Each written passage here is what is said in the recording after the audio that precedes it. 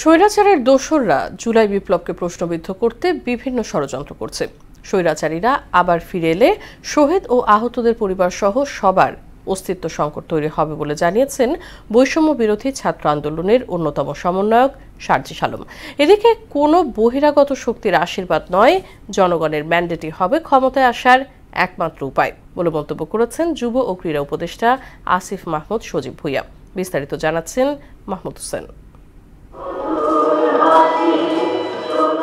জুলাই বিপ্লবে নিহত ৫৫ পরিবারের সদস্যদের মাঝে চেক হস্তান্তর অনুষ্ঠানে অংশ নেন ময়মনসিংহে জুলাই শহীদ স্মৃতি ফাউন্ডেশনের সাধারণ সম্পাদক সার্জিস আলম। চেক হস্তান্তর অনুষ্ঠানে তিনি বলেন, জুলাই বিপ্লবকে প্রশ্নবিদ্ধ করতে নানামুখী ষড়যন্ত্র হচ্ছে। পতিত স্বৈরাচারকে কোনোভাবেই দেশে পুনর্বাসনের সুযোগ দেয়া হবে না বলেও সাফ জানান সার্জিস।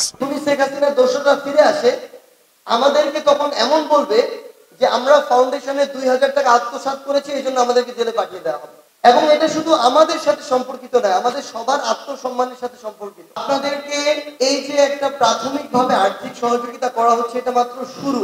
শহীদ পরিবারের অন্তত একজনের চাকরির ব্যবস্থা করা, পুনর্বাসনের ব্যবস্থা করা, আমাদের যে আহত যোদ্ধারা অনেক দিন ধরে এই বিষয়টি নিয়ে ভুগবে।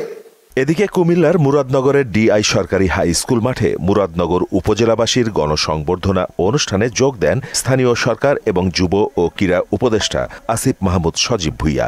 এ সময় তিনি বলেন, কোনো বহিরাগত শক্তির আশীর্বাদ নয়, জনগণের ম্যান্ডেটই হবে ক্ষমতায় আসার একমাত্র উপায়।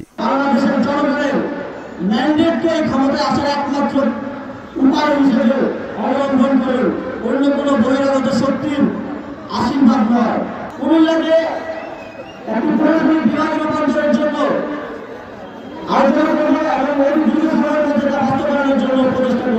কুমিল্লাকে যত দ্রুত সম্ভব বিভাগ ঘোষণা করা হবে বলেও জানান আসিফ মাহমুদ। মাহমুদ হোসেন, মোহনা সংবাদ।